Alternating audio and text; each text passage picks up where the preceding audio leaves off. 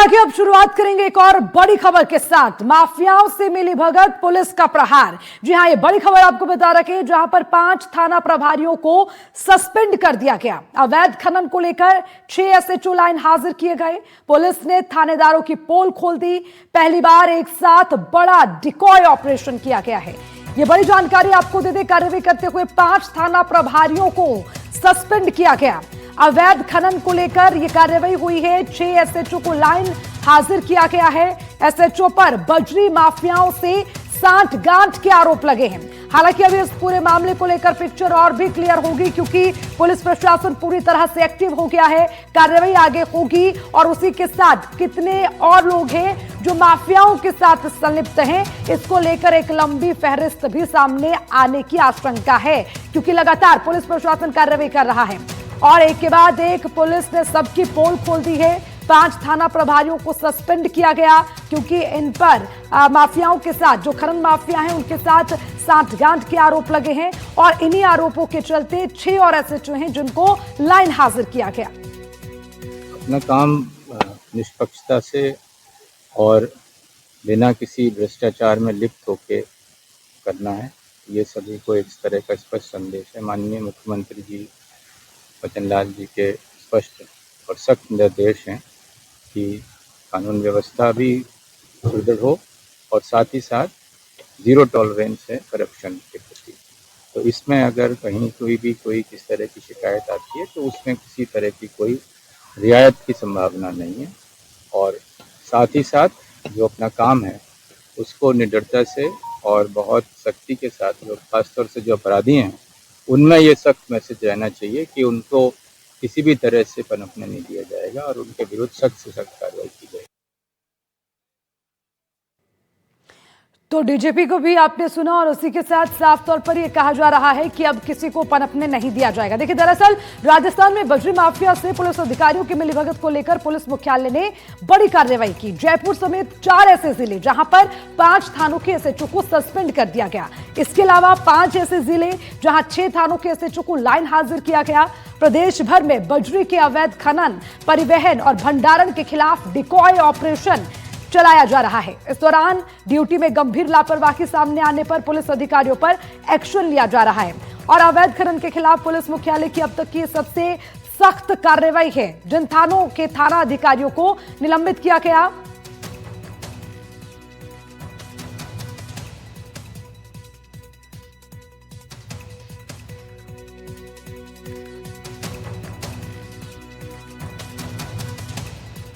तो देखिए लगातार तस्वीरें आपको दिखा रहे हैं और इस पूरे मामले पर पल पल की अपडेट आपको देंगे, क्योंकि ये मामला बेहद गंभीर है।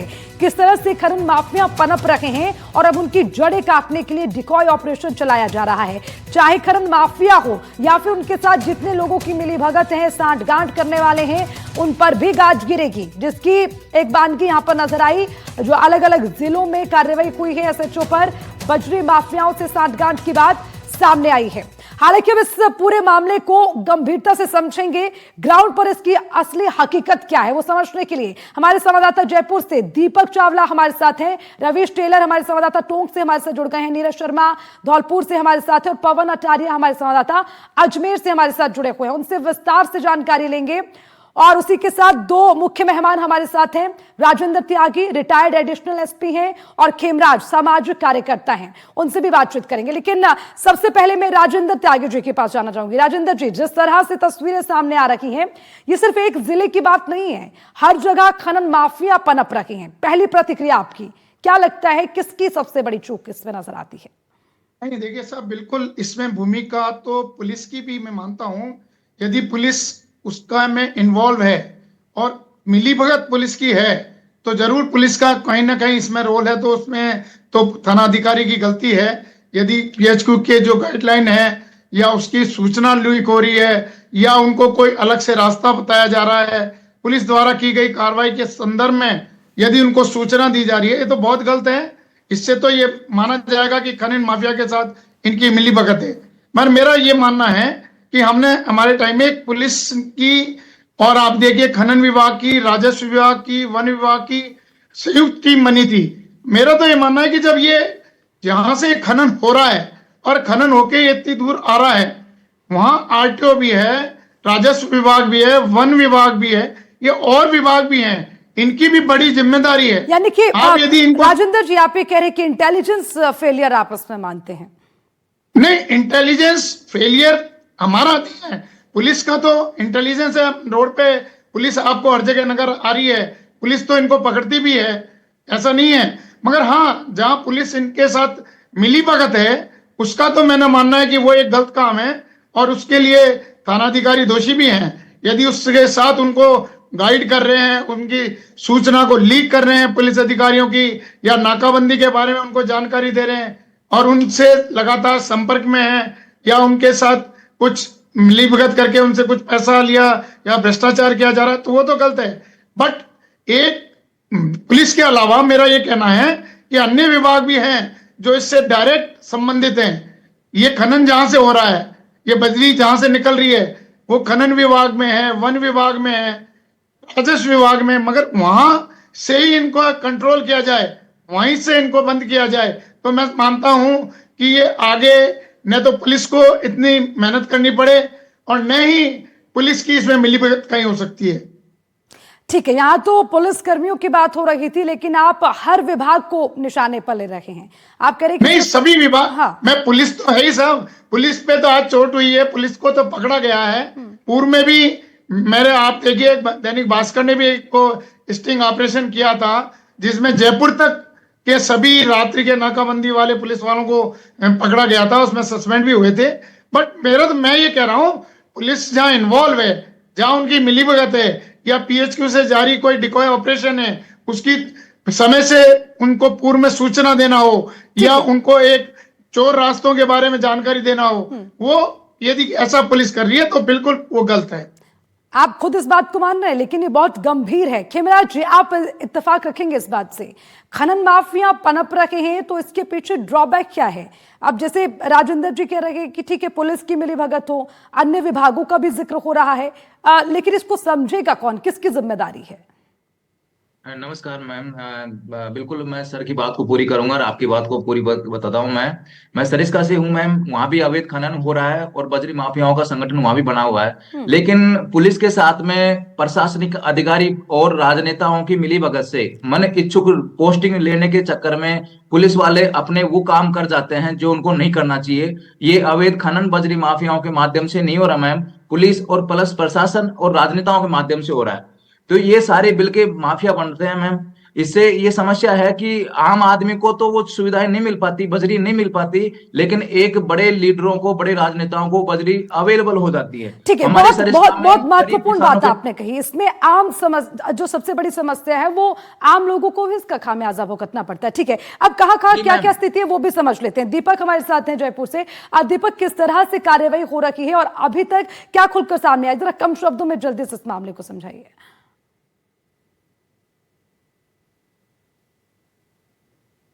मुख्यालय की विजिलेंस टीम ने ये डिकॉय ऑपरेशन किया, तो वो सादा वस्त्रों में पुलिसकर्मी वहां पर 12 घंटे 24 घंटे उस पूरे जो टोंक रोड है, जो टोंक से निकल के जयपुर के शिवदासपुरा तक आता है, तो वहां पर रैकी की, तो उसमें कई सारी अनियमितताएं जो है वो पाई गई, जिसमें ओवरलोड अगर ट्रक जा रहा है तो उसको जाने दिया जा रहा है, उसको चेक किया जा रहा है, लेकिन उससे कई जगह जो है वो मासिक बंदी की बात भी है वो सामने आई है। इसके अलावा कौन पुलिसकर्मी कितने मुस्तैद है, इसको लेकर भी यहाँ पर जो है वो ये डिकॉय ऑपरेशन था। तो इन सभी बातों को लेकर इसमें मोटा कहा जाए तो वो बजरी, जो अवैध जो बजरी है, उसको वहां से निकाला जा रहा है। जितनी उसकी मात्रा है उससे ज्यादा मात्रा में उसको निकाला जा रहा है। ठीक है, रवीश, आपसे भी जानेंगे पुलिस का प्रहार किस तरह से खनन माफियाओं पर हो रहा है, क्या तमाम चीजें हैं जो निकलकर सामने आई? बजरी का हब कहा जा सकता है अवैध खनन से लेकर 2018 में सुप्रीम कोर्ट को रोक तक लगानी पड़ी थी। बनास को छलनी कर दिया गया, चाहे लीज धारक की बात हो या अवैध माफियाओं की बात हो। तय मापदंड जो होते हैं 3 मीटर के, उससे ज्यादा कई जगह जो है एलएनटी मशीनें उतारी गई और उसके साथ खनन हुआ। और सबसे महत्वपूर्ण बात है कि टोंक का हर थाना जो कहीं न कहीं बजरी खनन के परिवहन का रास्ता है, वहां पर अगर लगना है तो ऊपरी आपके पास हाथ होना जरूरी है, प्रभाव हो, चाहे नेताओं का हो, चाहे प्रशासनिक अधिकारी का हो, पुलिस अधिकारी हो, जरूरी है। यही कारण है कि देवली से लेकर घाट, दूनी, मेंदवास, बरौनी, टोंक सदर, निवाई सदर, गुंसी चौकी तक का जो रास्ता है, वहां से बजरी निकलती है। और ये दृश्य बताते हैं कि जब यही बजरी जयपुर पहुंचती है तो आप समझ सकते हैं कि टोल के बाद बजरी की बंडियां नजर आती है, ट्रकों की कतार नजर आती है। लेकिन सबसे महत्वपूर्ण बात है कि 2 थानेदार जिनको सस्पेंड किया गया है जी। वो है बरौनी यानी कि नेशनल हाईवे 52 से उनका थाना है, और पीपलू क्षेत्र यानी कि दोनों ही निवाई उपखंड के जो है थाने थे, और ये सबसे ज्यादा खनन वाला क्षेत्र माना जाता रहा है। ठीक है। लेकिन ऐसा नहीं है कि इससे खनन रुक जाएगा। सबसे बड़ी समस्या ये है कि बजरी खनन के अंदर जब तक कार्रवाई हुई, चाहे डिकॉय ऑपरेशन के माध्यम से कार्रवाई हुई हो या इससे पहले अतीत में एसीबी की कार्रवाई हुई, सारी पोल खुलती है, कुछ दिन जो है एक्शन शुरू होता है, उसके बाद वही ढाक के और फिर 3 पात नजर आते ठंडे हैं। बस्ते में बिल्कुल नीरज शर्मा, धौलपुर में अवैध खनन कितनी बड़ी समस्या है और उससे निपटने के लिए क्या सिर्फ छुटपुट कार्रवाई होती है या फिर गंभीरता से एक्शन लिया जा रहा है?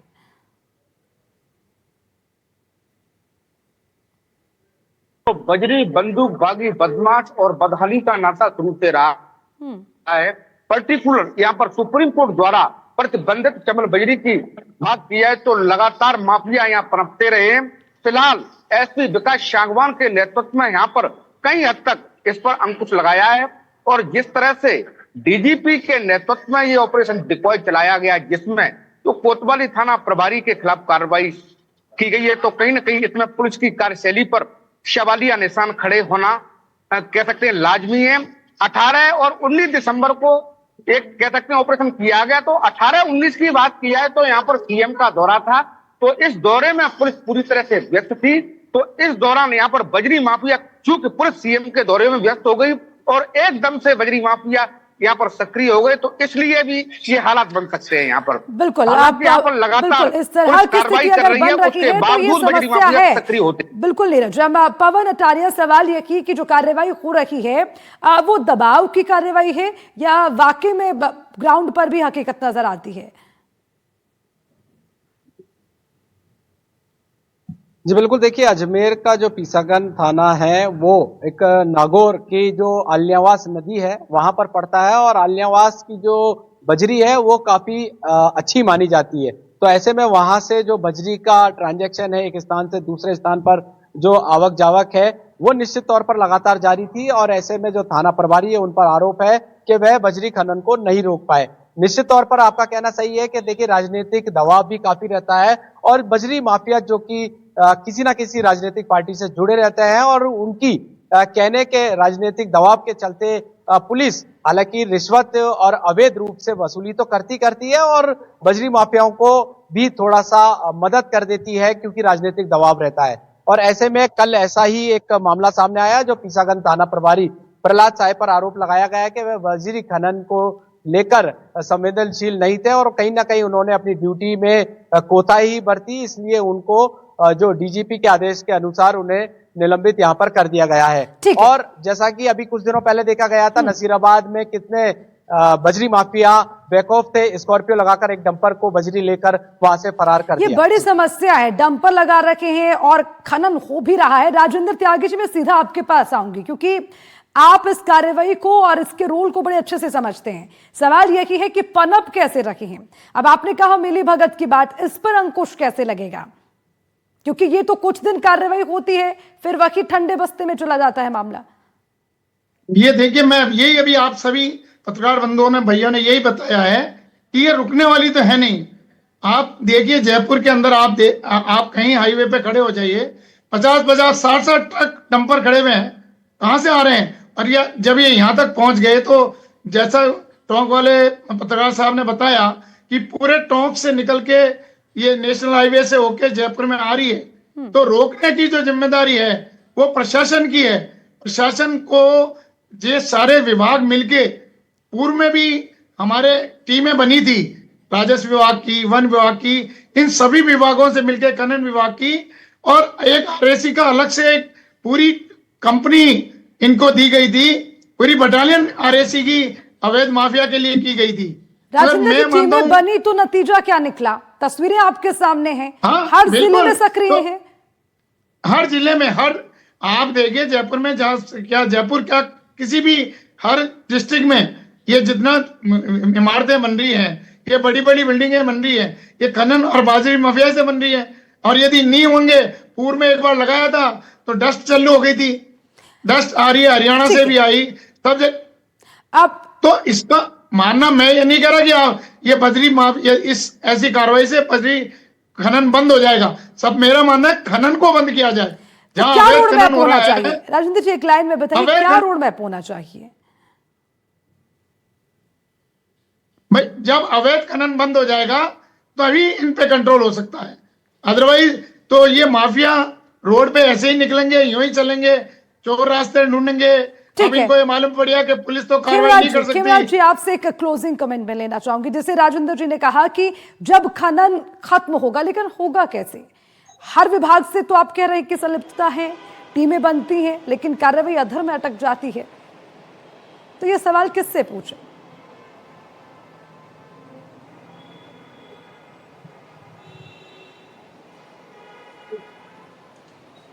खेमराज जी आपसे मेरा सवाल था, आवाज पहुंच रही मेरी? जी जी जी अर्चना मैम, बात सही है मैम। मैं सरिस्का की, अलवर जिले की सरिस्का बाग अभियान की बात बताता हूँ आपको। वहां पे निजी संपत्ति किसी की नहीं है बजरी खनन में, सब सरकारी संपत्तियां हैं, उनसे खनन हो रहा है बजरी का। तो वहां सरकार की मिलीभगत है, थानों के पुलिस वालों की, वहां पे बंदिश है, रोज की बंदी मिलती है उनको, ट्रैक्टर पर ट्रॉली पे कि 2,000 5,000। तो वो बड़ा खेल जो हो रहा है वो कहीं ना कहीं राजनेताओं से मिलीभगत है और बड़े प्रशासनिक अधिकारियों से मिलीभगत है। इस पे रोक लगाने का तरीका यही है मैम कि चीजों को रोका जाए, मन बहाव के अनुसार इनको पोस्टिंग नहीं दी जाए, पुलिस वालों को ये वहां बैठ के सेटलमेंट करते हैं वो नहीं किया जाए। और जो सरकारी संपत्तियां हैं जहां से अवैध खनन हो रहा है वहां सरकार खुद बैन लगाए तो रुक सकती है, नहीं तो आम आदमी की समस्या का समाधान नहीं हो सकता इसमें। क्यों? एक ट्रैक्टर वाला अगर एक गरीब आदमी जाके अगर बजरी लेके आएगा तो उसकी 1,11,000 की रसीद काट दी जाती है वन विभाग से। और अगर माफिया ला रहा है तो माफिया को कोई कुछ नहीं करना पड़ रहा, वो उसकी ट्रैक्टर ट्रॉलियां जा रही हैं, बजरी जहां भेजना है वो भेजी जा रही है। ऐसा है नहीं कि किलो 2 किलोमीटर में से बजरी उठ के आ रही है, 5-5 100-100 150-150 200 किलोमीटर से दूर से बजरी उठ के आ रही है। तो कहीं ना कहीं एक एक व्यवस्था एक सिस्टम से नहीं चल रही, बहुत बड़ा सिस्टम लग रहा है इसमें जहां से ये काम हो रहा है। तो इसको रोका जाना जरूरी है, नहीं तो बिल्कुल। आम और इसी आदमी को को कहीं रोकने के राहत लिए नहीं अब मिलेगी। पुलिस का प्रहार नजर आ रहा है। एसएचओ को सस्पेंड किया गया है, लाइन हाजिर किया जा रहा है। बस उम्मीद ये कि कार्रवाई अब सख्ती से ऐसे चलती रहे, क्योंकि ये पहली दफा है मैम, जब इतना कड़ा एक्शन देखने को मिला है। बहुत बहुत शुक्रिया आप सभी का तमाम जानकारी के लिए और हमारे साथ जुड़ने के लिए। तो देखिए अब कड़ी कार्रवाई होगी, निश्चित तौर पर देखना ये होगा कि आगे इसकी पिक्चर कैसे बदलती है।